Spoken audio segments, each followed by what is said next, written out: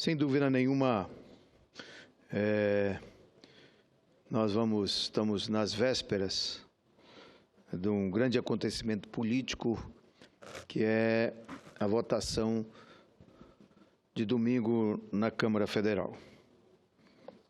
Claro que ali tem um conjunto de debates em torno do impeachment e tentando buscar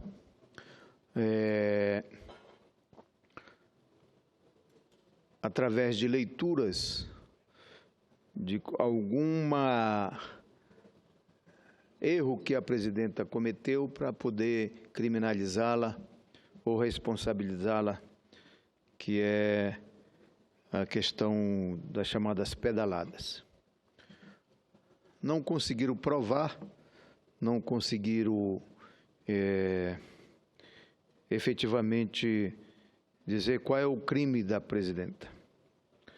Eu acho que o impeachment e a criminalização da presidenta é apenas um detalhe do processo que já vem se articulando há algum tempo em alguma sala, em algum gabinete, às sombras da democracia, processando efetivamente a derrubada daqueles que estão no poder hoje no nosso país.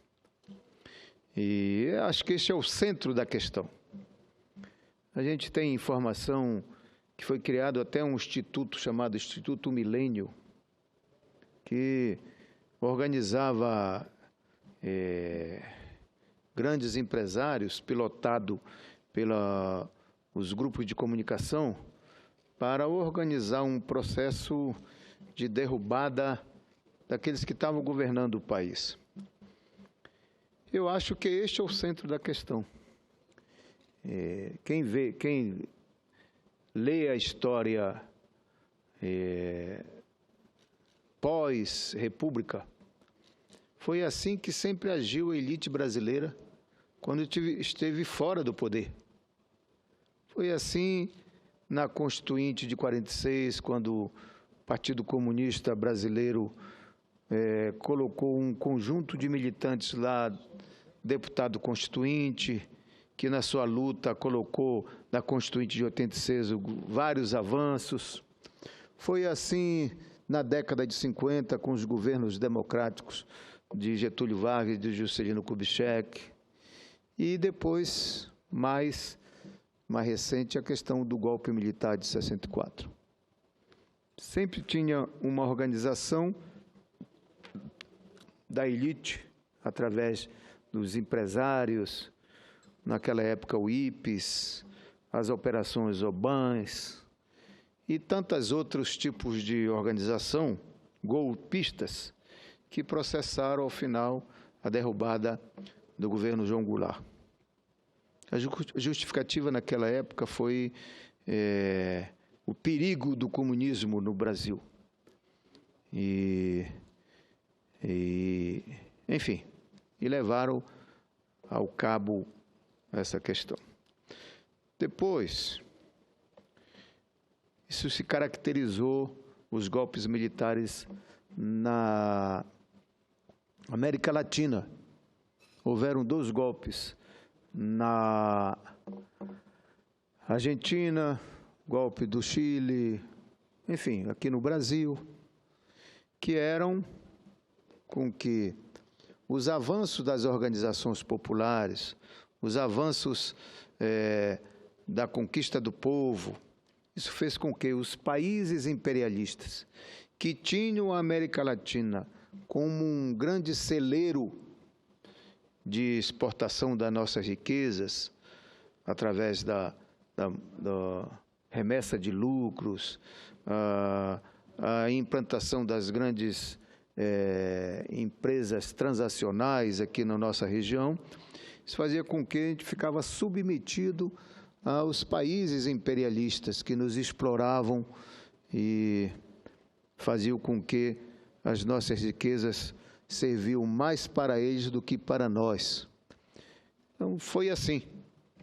Toda vez que o povo se organiza, o povo toma conta do seu país, as elites brasileiras se alianciam com o imperialismo internacional, acabam colocando por terra o poder constituído. É isso que está acontecendo no nosso país.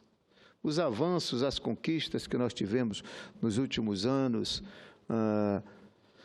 quando o Lula ganha em 2003, a primeira palavra de ordem do governo Lula é construir um Brasil para todos. Por quê? Porque um Brasil com tanta riqueza, com tanto potencialidades de desenvolvimento e de criar condições de oportunidade para todos, não podemos assistir um país como o Brasil, com toda essa riqueza, um centro-sul desenvolvido e um nordeste com problemas, inclusive, de passar fome por falta d'água, por falta de um conjunto da presença do Estado brasileiro. Lá mesmo no meu estado, o estado do Pará, com a riqueza que ele tem, mineral, florestal, enfim, mas temos lá regiões empobrecidas, como, por exemplo, a região do Marajó, que é o menor IDH do Brasil. Enfim, quando nós chegamos, portanto, o poder político do país foi para corrigir isto, foi para criar condições de ser um Brasil para todos. E o fizemos. E não demos contas de resolver todos esses problemas.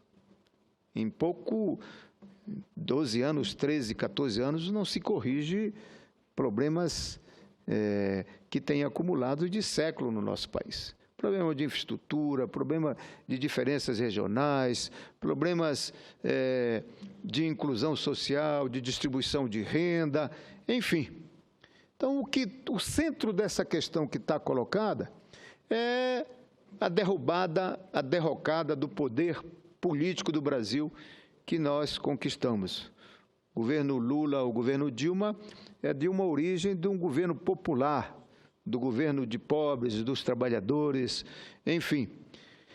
E incomoda a elite brasileira que está fora do poder, cerca de 14 anos, e a perspectiva de ficar fora do poder para mais 8 anos, dependendo da disputa de 2018.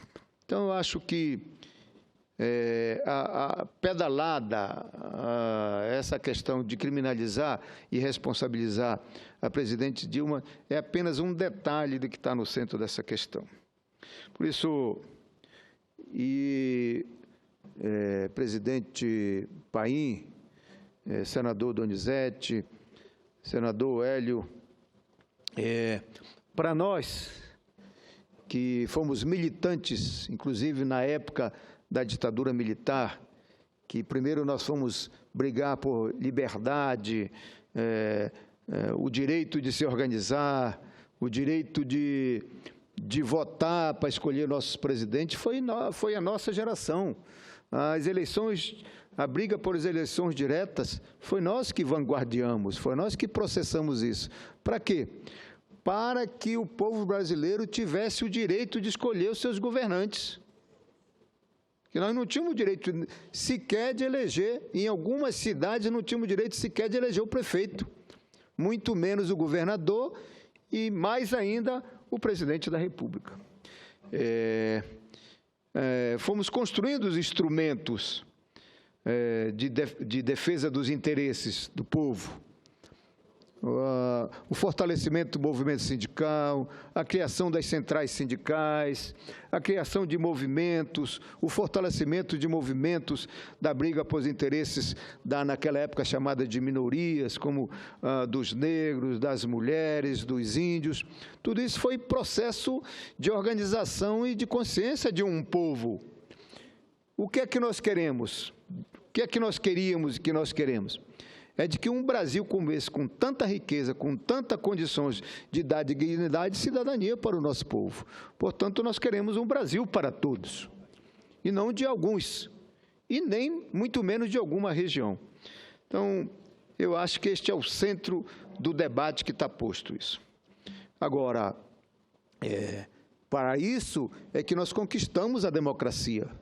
E a democracia é o patamar, é a base fundamental de uma relação política, que é a democracia que é a mãe da justiça, é a democracia que é a mãe de dar oportunidade para todos, é na democracia que é a mãe de conquistar a dignidade e felicidade de uma nação. É na democracia que se conquista a paz de uma nação.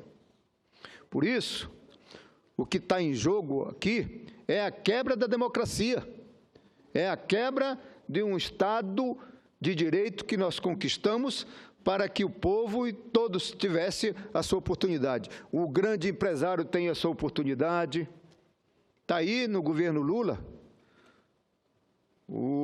os grandes empresários agropecuários da agroindústria, da terra, tiveram oportunidade de continuidade, inclusive de crescerem, e cresceram bem, e cresceram muito bem, mas também foi oportunizado para a agricultura familiar crescer, ter oportunidade de participar das riquezas e o desenvolvimento do nosso país.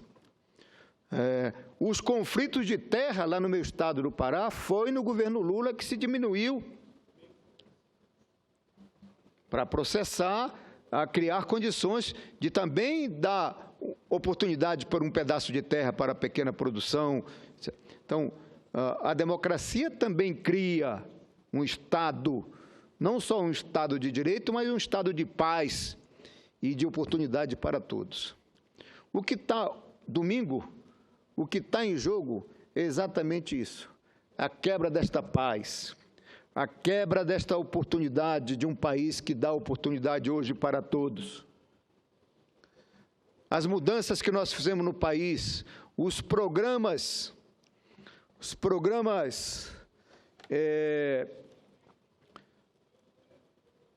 de inclusão social, os programas de políticas públicas que agora chegam para o cidadão.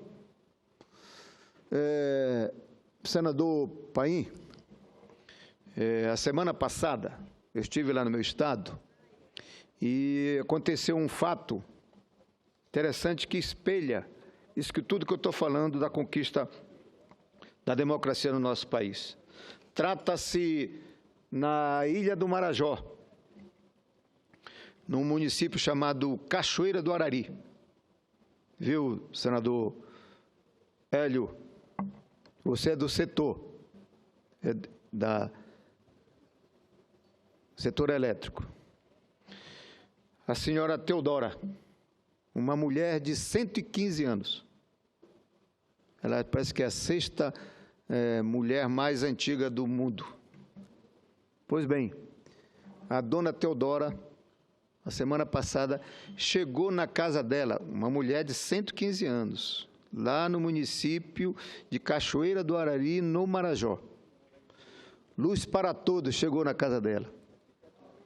Primeira vez que ela via energia, luz elétrica. E também lá, o pessoal que foi instalar levou para ela uma geladeira. 115 anos, a primeira vez que ela abriu uma geladeira. E é a primeira vez que ela foi usar a energia elétrica na vida dela. Senador Paulo Rocha. Isso aí é conquista de dignidade, de cidadania, de um povo que há séculos vivia no escuro. Pois não, senador? Senador Paulo Rocha, no ano de 1982 a 85, eu trabalhei no Sistema Elétrico do Maranhão. Trabalhava na Companhia Centrais Elétricas do Norte do Brasil, Eletronorte, exatamente naquele estado que, naquela oportunidade, tinha apenas 15% das pessoas assistidas com energia elétrica na zona rural. Tá certo? Nós fomos lá recepcionar para a Eletronorte o sistema que era da Chesf, antigamente lá no sistema do Maranhão. E tive a oportunidade de trabalhar ali aqueles 3 anos.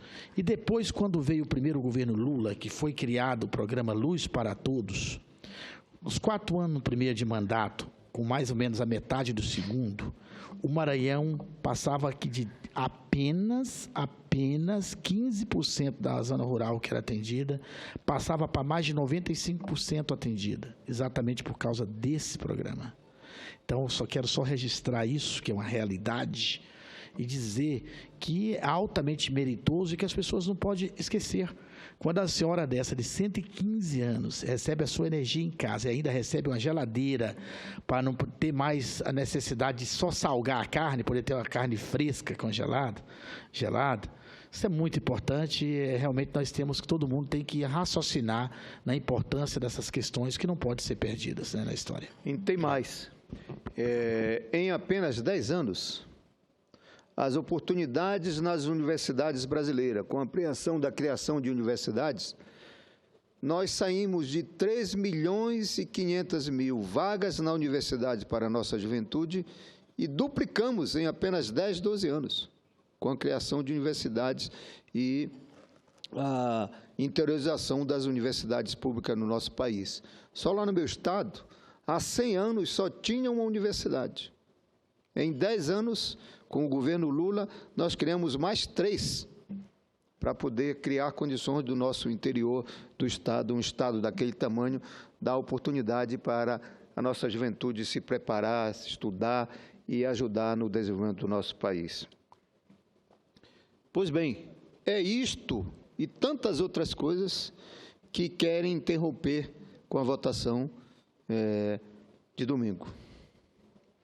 E o que é pior, sob a coordenação de um delinquente, senhor Eduardo Cunha, a Câmara dos Deputados aprovou a comissão especial a continuidade do processo do impeachment contra a presidenta Dilma.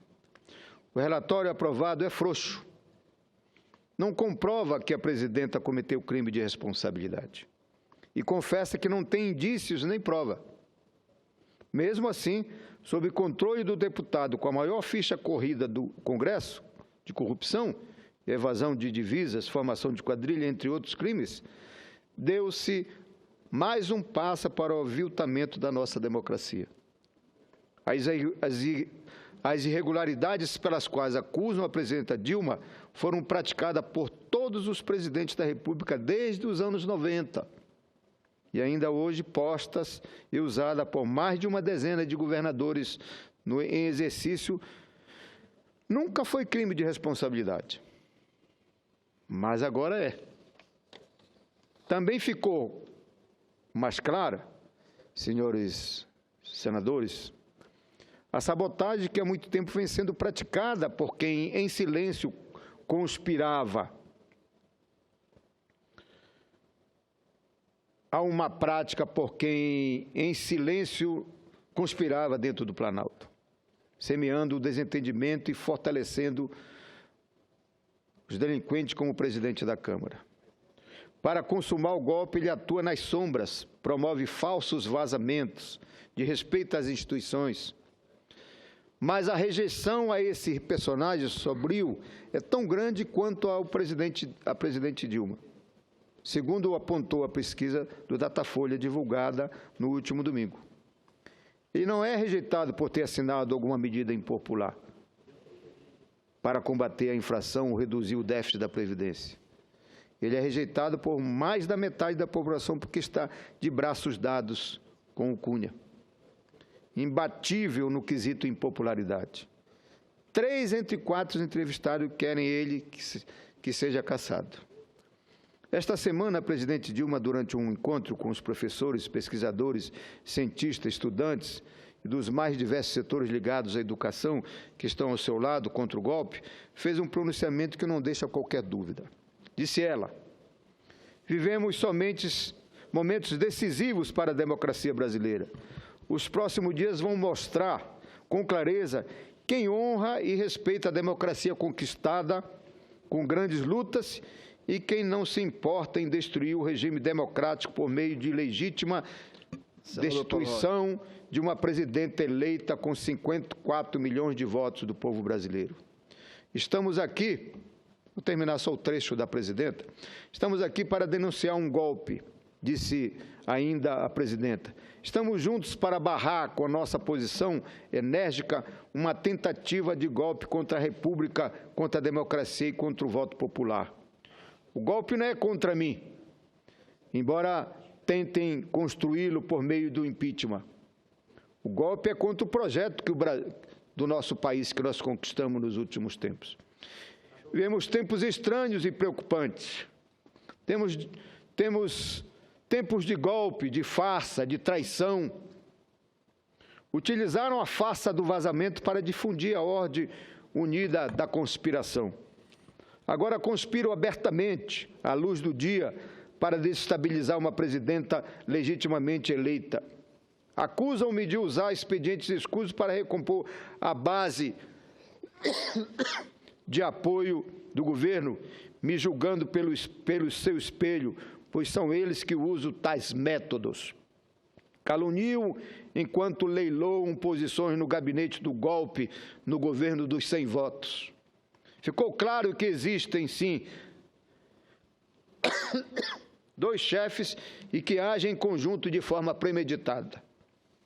Como os muitos brasileiros, tomei conhecimento e confesso que fiquei chocada com a desfaçatez da farsa do vazamento que foi deliberadamente premeditado, vazando para eles mesmos e tentando disfarçar o que era um anúncio de posse antecipada, subestimando a inteligência dos brasileiros. Até nisso são golpistas, sem ética e sem respeito pela democracia, porque estou no pleno exercício da minha função de presidenta da República. Tem, Vossa Excelência, sua parte. Senador Paulo Rocha, senador Paulo Paim, senador Hélio José.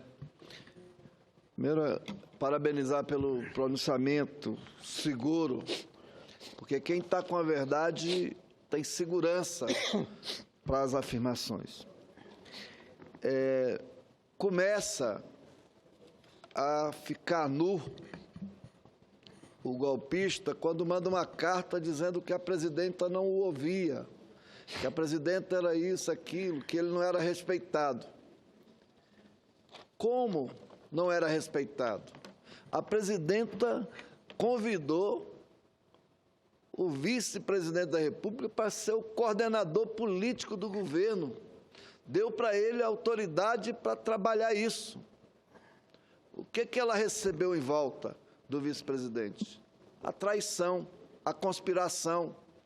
Ela tinha confiança no vice-presidente, tanto que o convidou para ser coordenador político, para fazer a relação com o parlamento.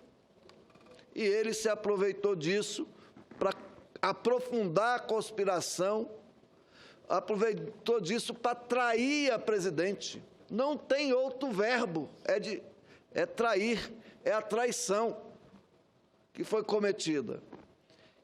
E quer fazer passar que não tinha respeito. Não tinha o respeito da presidenta. Como não tinha? Se ela o convidou para ser o coordenador político. Mas o certo, senador Paulo Rocha, é que em 45 depuseram Getúlio. Getúlio que tinha tirado os olhos do Brasil do mar e trazido para o centro do país, para interiorizar o desenvolvimento com a marcha para o oeste,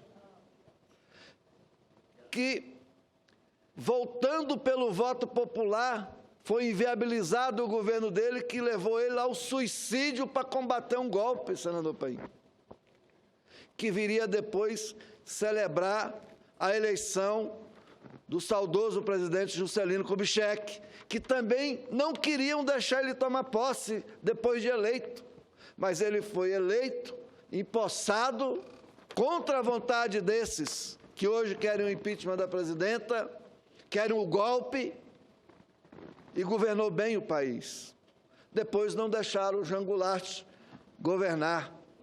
Tentaram impedir o presidente Lula de governar e agora querem impedir a presidenta de continuar governando.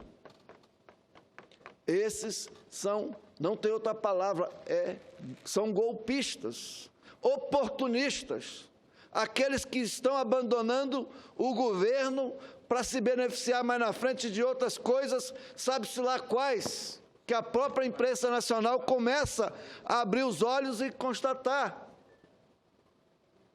Então, os brasileiros e as brasileiras certamente estão percebendo isso. Porque eu sou daqueles que acreditam que o povo sabe, o povo tem percepção. Eu não sou daqueles que acreditam que o povo é manipulado, não. Parte do povo, às vezes, se engana, mas o povo brasileiro está assistindo e vai, no domingo, pacificamente, ocupar as ruas e nós haveremos de derrotar essa tentativa de golpe na Câmara no domingo, com certeza. Obrigado, senador Paulo Rocha, pela parte. Obrigado, companheiro senador Donizete. Cai a máscara dos conspiradores. O Brasil e a democracia não merecem tamanha farsa. O fato é que os golpistas que se arrogam a condição de chefe e vice-chefe de gabinete do golpe estão tentando montar uma fraude para interromper no Congresso o mandato que me foi conferido pelos brasileiros, diz a presidenta. Na verdade, trata-se da maior fraude jurídica e política da nossa história. Sem ela, o impeachment sequer seria votado. O relatório da comissão do impeachment é um instrumento dessa fraude. O relatório é tão frágil, tão sem fundamento, que chega a confessar que não há indícios ou provas suficientes das irregularidades que tentam atribuir. Senhoras e senhores senadores, a presidenta afirmou: pretende derrubar sem provas e sem justificativa jurídica uma presidenta eleita por mais de 50 milhões de votos dos eleitores brasileiros. Pretende rasgar os votos de milhões, não apenas dos que votaram em mim, diz ela, mas de todos os que, ao participar da eleição, respeitaram a democracia representativa. O impeachment sem crime de responsabilidade e sem provas cometido contra uma presidenta legitimamente eleita na jovem democracia brasileira abrirá caminho para governos sem voto, formados à revelia da manifestação popular, da manifestação do eleitor. O impeachment sem crime será um golpe de Estado no exato e lamentável sentido da expressão. A quem interessa usurpar o povo brasileiro o sagrado direito de escolher quem governa? Como acreditar num pacto de salvação ou de unidade nacional sem sequer uma gota de legitimidade democrática? Como acreditar que haverá sustentação para tal aventura? Essas foram as palavras da presidenta. Sua clareza em denunciar o golpe em nada se parece com a zoada dos parlamentares suspeitos comemorando a aprovação do relatório, que ficará na história com mais um momento vergonhoso da nossa Câmara Federal. Não por coincidência, seu encerramento foi cronometrado para ocorrer durante o Jornal Nacional, em mais um indício da grande armação que se pretende impor no Brasil. A oposição também estava lá festejando a ameaça à democracia, agora sem o constrangimento que tentou aparentar no começo deste ano, quando veio a público tentar justificar por ter apoiado a pauta-bomba do Eduardo Cunha, com reflexo da economia que se traduziu em mais dificuldades no orçamento, mais inflação e mais desemprego.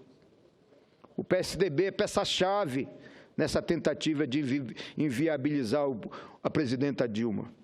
Ao apoiar Cunha por não reconhecer a derrota nas eleições presidenciais de 2014, apostou no quanto pior, melhor. E agora paga o preço da desaprovação da opinião pública por ter abraçado a causa do golpe. Não é preciso mais fingir que não está ao lado do Cunha e os golpistas que orbitaram em seu torno. A história já começou a julgá-los.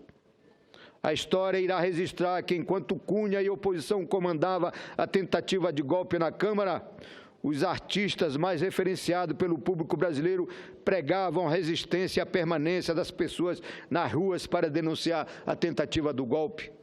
Os atores, cantores e compositores que na noite de segunda-feira ocuparam a Fundição Progresso e toda a região do Arco da Lapa, no Rio de Janeiro, uniram-se a dezenas de outras categorias profissionais, movimentos sociais, organizados, líderes religiosos e praticamente todas as áreas acadêmicas para se manifestar contra o golpe.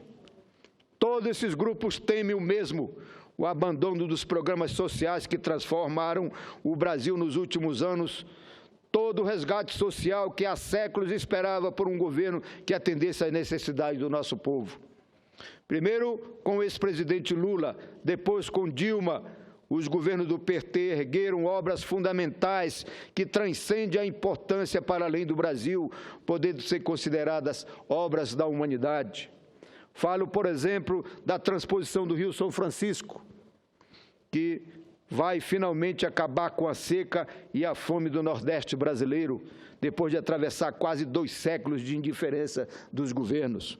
Falo do Bolsa Família e de todos os programas complementares que formam a rede social de proteção criada pelos governos do PT, que pela primeira vez tirou o Brasil do mapa da fome da ONU. Falo dos programas educacionais, da oportunidade que hoje se abre para que filhos de pedreiros e garis possam conquistar o diploma de doutor. Falo da minha conterrânea paraense, Dona Teodora Maria Alcântara, com incríveis 115 anos de idade, moradora do Cachoeira do Arari, na Ilha do Marajó, considerada a 6ª maior mulher mais idosa do mundo. Dona Teodora liderou no ano passado uma batalha pela expansão do programa Luz para Todos, para que seu pequeno sítio na localidade de Japum, a luta de Dona Teodora pela essa expansão na rede elétrica virou notícia dos jornais do meu estado. Finalmente, no último dia 5, teve final feliz. Dona Teodora, pela primeira vez, teve acesso à energia elétrica, que hoje já mantém funcionando sua primeira geladeira em seu pequeno sítio. Todos esses avanços correm a sério risco de serem abandonados e irem para o lixo. A gravação divulgada na última segunda-feira pelo vice-presidente Michel Temer, numa grotesca antecipação da posse, viabilizada por essa tentativa de golpe em curso, diz que os programas sociais criados e implantados pelo PT nos últimos 10 anos serão mantidos. É mentira. O programa econômico defendido pelo senhor, a chamada Ponte para o Futuro, prevê o contrário, prevê o desmonte da CLT, o fim da obrigatoriedade das dotações do orçamento para a saúde e educação, o rebaixamento das relações trabalho-capital, onde o negocial vai ter mais força do que o legal. Assegura a transferência de recursos do Tesouro para pagar os juros e propõe a revisão de programas sociais como Bolsa Família, Pronatec, o FIES e o ProUni. Nem os economistas mais neoliberais do PSDB teriam tamanha voracidade em destruir o Estado e beneficiar os mesmos setores que sempre tomaram o filé e deixaram o osso para a maioria da nossa população. Não permitiremos o golpe que pretende demolir tudo o que construímos. Não permitiremos Eduardo Cunha na vice-presidência da República. Estamos nas ruas e vamos continuar em vigília para enfrentar os golpistas. O povo na rua e os democratas dentro do Congresso vão reverter esse golpe. Obrigado, senhor presidente.